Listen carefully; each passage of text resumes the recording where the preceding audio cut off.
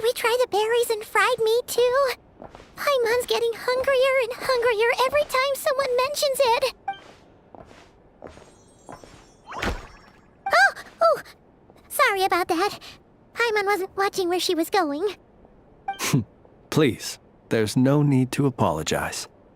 If anything, I'm the one who should be sorry. Clearly, I shouldn't have gotten lost in my thoughts in the middle of a hallway. Wait a sec.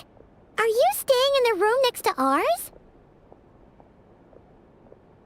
Ah, quite the perceptive one, I see.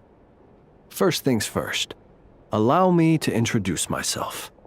My name is Kirill Chudamirovich Flins, but please, just call me Flins. Whoa, that's an impressively long name for sure. Ah, is that so? Names like mine ought to have been fairly common in Snezhnaya, at least in the past. Would I be correct then to assume that the two of you are travelers in this land? Yep, you sure would be.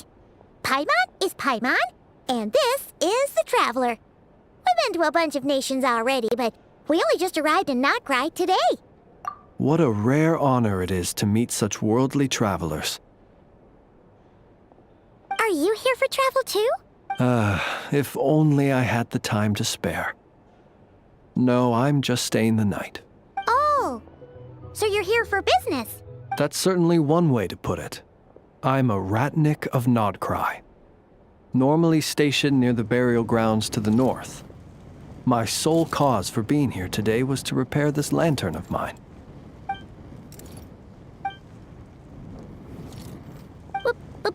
Burial grounds? Your surprise is entirely understandable. Most people cannot even begin to fathom the idea of a life surrounded by tombstones and decay.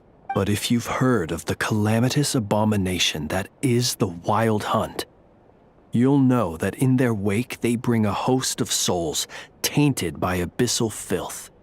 That then is why we are stationed by the burial grounds, to hold the line where it is most vulnerable. Oh, so it's all about fighting against the abyss. Oh, sounds like a tough job. I thank you for your concern. But in truth, I've long since grown used to it. In fact, I like to think it rather suits me. If anything, I'd say I prefer the peace and quiet of a graveyard to the hustle and bustle of urban life. Paimon sort of gets it now. But even so, she is still pretty sure she could never get used to living in a graveyard herself. Oh, I assure you, there's no need to worry on that account. The kind of ghosts you find in cemeteries aren't too big on talking. But even when they do, they're usually far more discreet than the living. Well, would you look at that? Who'd have thought we'd end up chatting this long? Must have a lot in common, huh?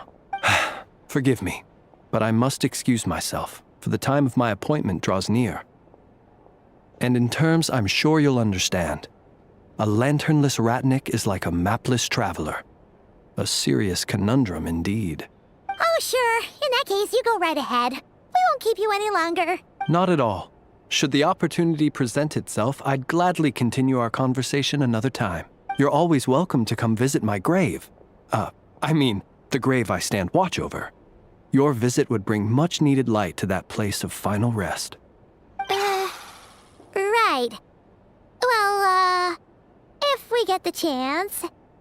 Then allow me to wish you a traditional ratnik's farewell.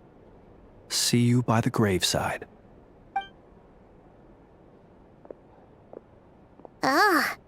Jeez. What a weirdo. Not to badmouth him at all.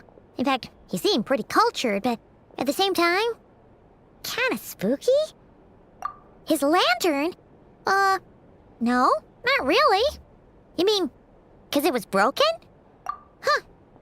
Guess you've always had a nose for stuff like this. If you're worried, you can always ask him the next time we cross paths. Hey, don't you start spouting all that weird stuff too.